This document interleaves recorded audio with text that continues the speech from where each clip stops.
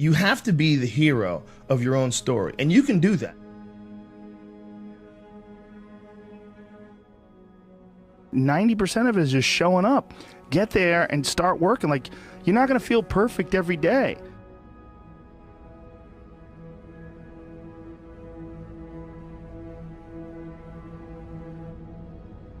There's got to be those days you push through, and they're probably going to be more numerous than the days you don't.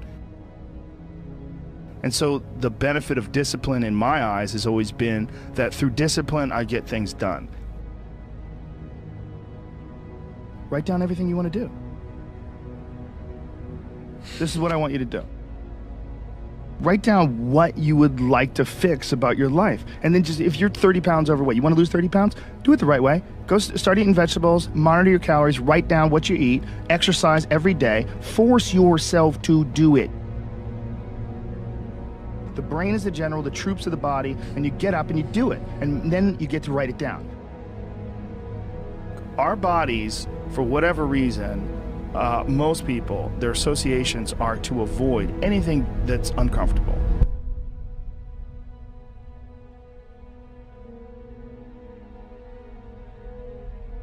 It's so illogical, because when you look at comfort and you look at success and progress and the feelings of accomplishment and of getting past certain hurdles in terms of like how you feel about life, a lot of those are connected to discomfort. Like, discomfort is your friend. It really is. Like, discomfort and not being happy and content with certain situations in life or certain feelings in life. One of the big problems is sitting down and doing the work.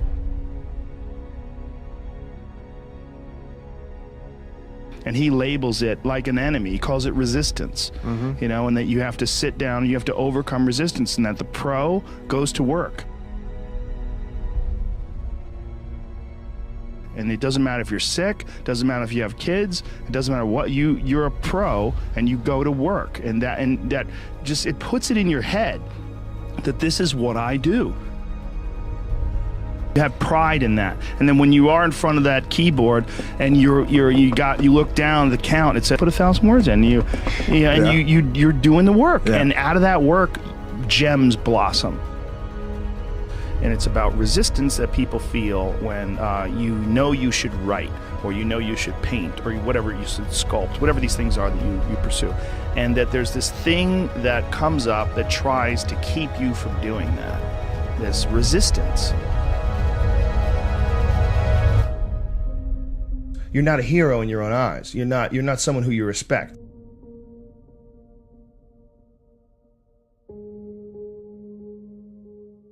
You know, you're doing what you got to do to get by, but ultimately you're not respecting yourself. And I think we all have a certain amount of appreciation and respect for hero figures. You know, like, we all look at like the guy who never lies and always does the right thing and fucking helps everybody out, and that's the John Wayne character. You know, that's the ultimate hero. And he's like, this is a battle that you will fight for the rest of your life. But the key is to fight it, not to give in. Don't give in to that resistance, just to fight that resistance. And in doing so, every day you do so, you have won the battle for that day. And you will continue to fight that battle. And when you look at your own life and you don't stack up, you're a thief, you stole money from your wife's purse, and you know, you don't want to smoke cigarettes, but you fucking have to, you can't deal with the stress, you smoke, you devalue yourself. You slowly start devaluing yourself. You look at yourself, you realize that if you were judging yourself, you would judge yourself unfavorably. So no matter who you can't pretend you're the hero of your story. You can be the hero of your own story that woke up today. You can be the hero of your own story that at 40 years of age stopped, got out of bed and said, I'm not doing this anymore. Only by my instincts and only by my morals and my ideals and my mind, and I'm going to be dead honest with myself because I'm realizing this is not going to last forever. And I'm going to get myself in shape, and I'm going to eat healthy. And I'm going to do this because this is me now.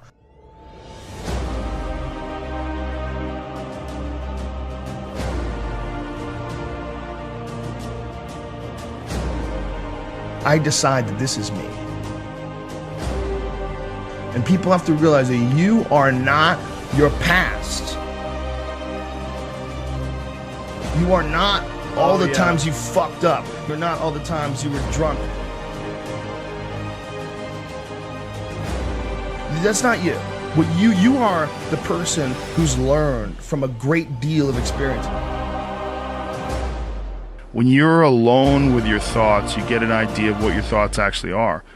If you live your life just acting constantly on the momentum of other people's expectations, of you wanting to be liked by these other people, you can run into a trap, and you set up a life that you didn't really want. Your life is certainly some sort of a journey. It's certainly some sort of a journey.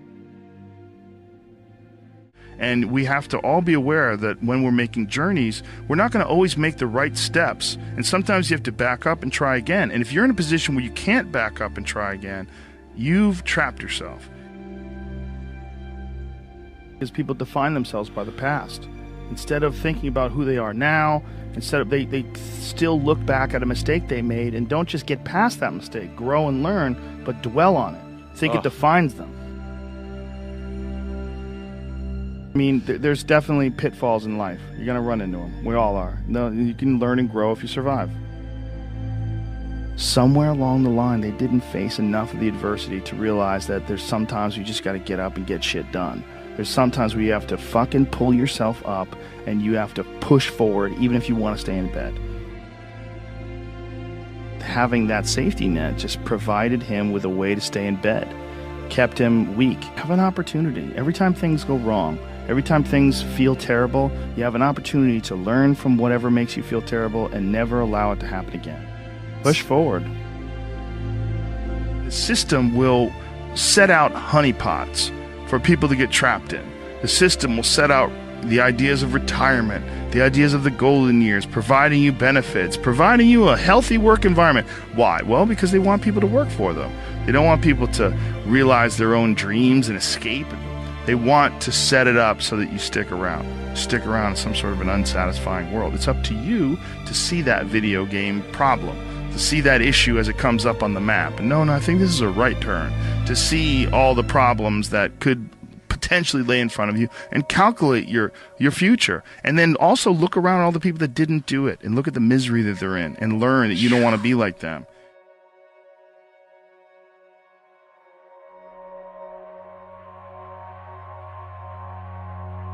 And most people get stuck in these patterns, or they define themselves as a person who doesn't follow through on their ideas, or a person who doesn't pursue their real interests and loves.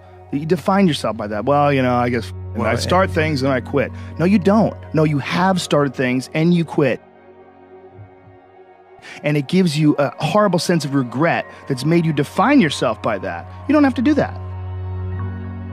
If I look back on anything I've ever done, mistakes I've ever made, paths that something that I put out that I didn't quite think, man, maybe I just waited 3 months before I released that, or maybe I should have, re-edited that blog post a couple more times before I put it online, or things that I've done have driven me crazy, but yelling at someone I didn't have to yell at them for, whatever.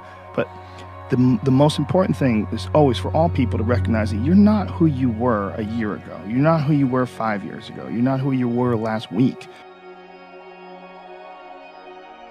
So you got to regulate how much you dwell on regrets of the past. You really got to be careful.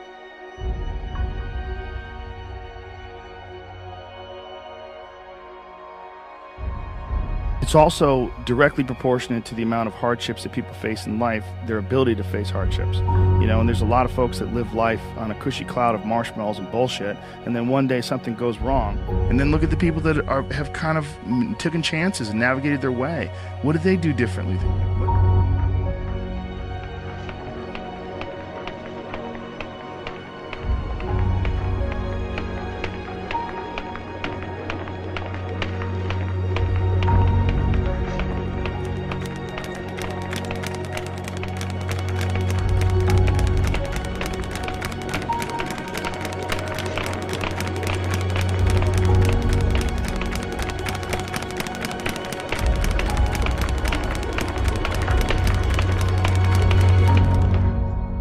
What insight into their own mistakes are they willing to delve into that you're not, that you step back and you go, you know, I just don't want to look at myself that closely.